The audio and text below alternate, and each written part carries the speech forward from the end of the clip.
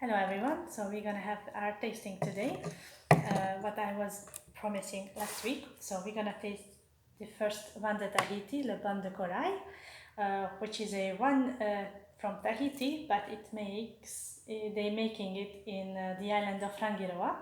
Actually, you can see there's a little map on the back label. So you can see that you are in the middle of nowhere, you are really, really close to the equator, so it's a really warm climate. And they're making a white, with actually Carignan red grape and Muscat. So it's quite interesting. We're gonna see how does it taste. I never tasted before actually. You can see that I just poured the line a bit for myself for the tasting. Not too much, not too less, not too little, not too much. I think this is just the right amount of wine in the glass to have the tasting. Because if you have less, you're not gonna feel anything. If you have more, you're not gonna see the viscosity. And next to me, I already have the tasting sheet of the Court of Master Sommeliers. I'm gonna still check actually the cheating sheet because it's not in my head yet, but it will be. And this is something that you can even download. Everyone can download from the courtofmastersommeliers.org. I am doing the European ones, but if you do the American ones, I can imagine that you can download as well.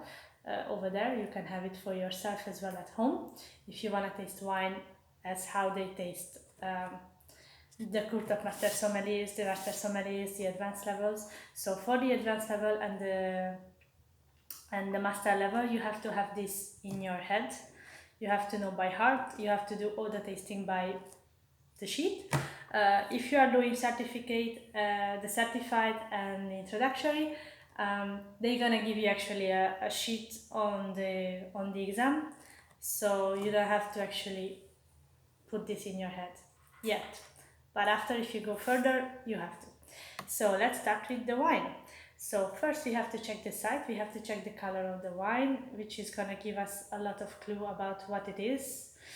I mean, now we are gonna taste a wine which is quite unusual because it's a red grape, it's a white wine, it is a blend, it's an unusual blend, it is from a place that no one thinks that they produce wine. So I'm just gonna go through by the tasting sheet, but it's not like that you're going for example, if you taste a Gros Hermitage, or if you taste a Chateauneuf, or if you taste a Riesling from Germany. So it's a different thing. But just for fun, let's go with the Court of Master Sommelier sheet. So the side, the clarity. So I would say this wine is clear. There is no slightly cloudy or cloudy things in the wine because it's not a natural wine, it's not a faulty wine, so it is just clear. Most of the wines, mainly for the whites, it's gonna be clear. And the brightness, I would say this is a bright, star bright wine. I wouldn't say brilliant, I think it's mainly for champagne and sparkling wines you can use the brilliant, so we're gonna go for star bright. And the concentration is, you can see it's a really, really nice color. We have actually quite nice light, so it's a really, really nice bright, I would say medium deep wine. It's not really, really deep, but still you have a lot of color on the wine, so I think it's really nice. You don't have any evidence of gas. Sometimes you have it if it is from certain regions like Vino Verde, or it's from Grüner Veltliner from Austria. Sometimes you have a tiny bit of gas, or if it is a sparkling wine, obviously you have evidence of gas, but here we don't have anything like that, and there is no sediment, needle or particles in the wine yet. And then after we have to check the color. So to check the color, usually we use a white sheet. I'm gonna use just an envelope, actually, a white envelope, to check the wine on it. So you're gonna just put the wine like that next to the, or on the white surface. So like this you can check the color of the wine. I think this is a medium golden color, golden yellow color, the medium one, and has a bit of variation between the on the hue. It's mainly silver, watery silvery actually. So you have a variation between the hue and the color on the middle. So the color changes from the center to the edge, because you have the nice golden color in the middle, and then you have the silver and the watery hue actually on the edge. And the viscosity of the wine is actually like medium minus, because it's like you don't have any tears actually.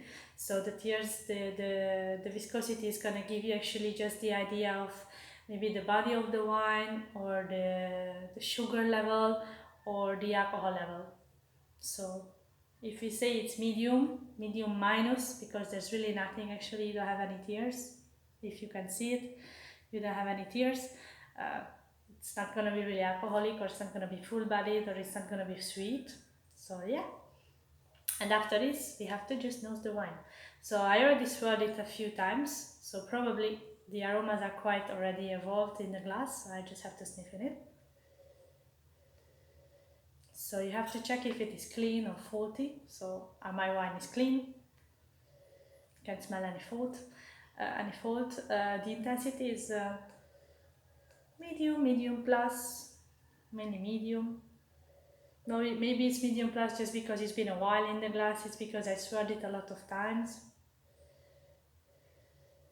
I would say my wine, I have to do an age assessment. So my wine is youthful, which actually I already see it on the label. So the label said it is a, if you can see, you can't really see it. It's a 2018 Australian vintage 2018. So the wine is quite young. So this wine is quite youthful. And after you have to say the fruits. So my fruits are here, everything tropical. I have a lot of mangoes, a lot of pineapples, a lot of bananas. What you can expect if you are actually going to a wine which is actually near papaya trees and stuff like that. So it's really nice, really fruity. Maybe a bit of chamomile, but just a tiny bit. It's really all about this really tropical fruit, with a bit of minerality. And actually that's all. So if it's not there, it's not there. You don't have to look for something specific. You don't have to look for everything in the wine, because it still says to me fruit character, if it is baked, stewed, dried, peel, skin, tart, ripe, or jammy. They are really ripe. They are a tiny bit maybe candied, but that's all. So I wouldn't go for dried, I wouldn't go for jammy or something. So it's something usually tertiary aroma. So when the wine is a bit more aged, this one is not really. So that's all. And then after, I don't have any tertiary aromas, as I said. I didn't feel any wood, which I have to actually after confirm on the palate, which I'm gonna do now.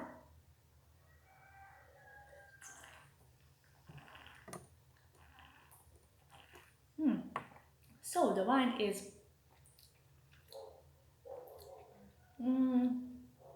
I would say off dry. I wouldn't say dry, but mainly off dry. I don't have any tannins because it's a white wine. The acidity is like medium. Yeah. The acidity is medium. The alcohol is medium.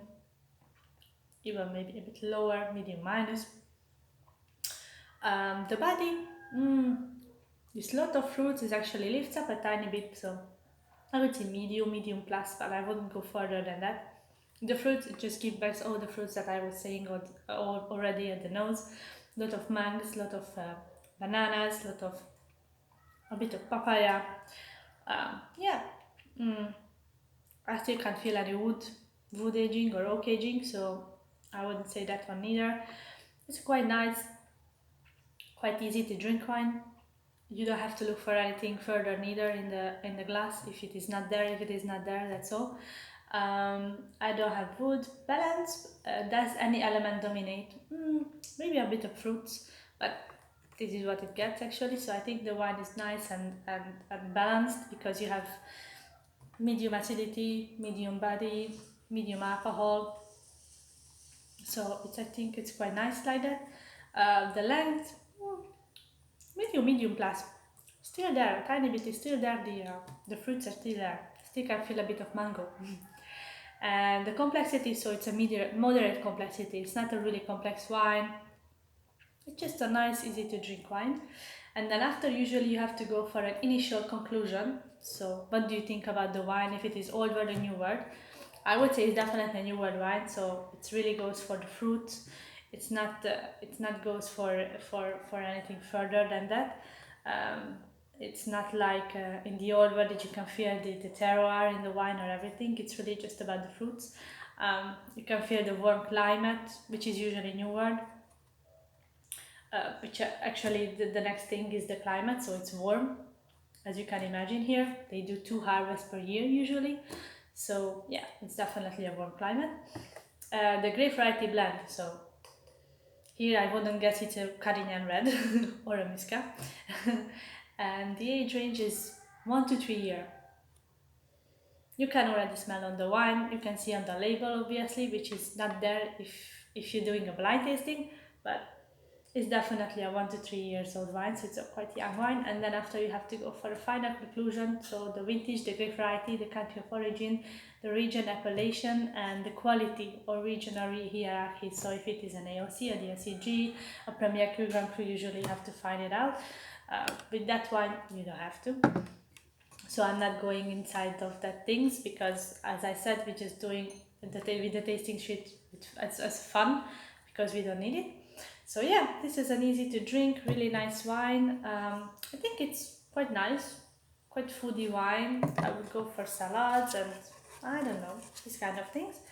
Um, yeah, I like it. I like the color actually. I think it's a beautiful color. I don't know what you think. Tell me what you think. I think it's really nice. So yeah, this is all. That's all. Um, I went through. Usually, people they have like 2.5 minutes to do all the tasting if they're going for the exam. And what else?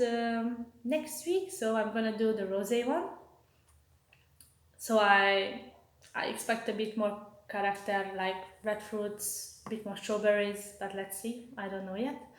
We gonna see. So I'm gonna taste the rosé one, and now I'm gonna just finish that glass, because as you could see, I'm on a Sunday afternoon, so I didn't speed out the wine. I'm not gonna speed out either now. So cheers!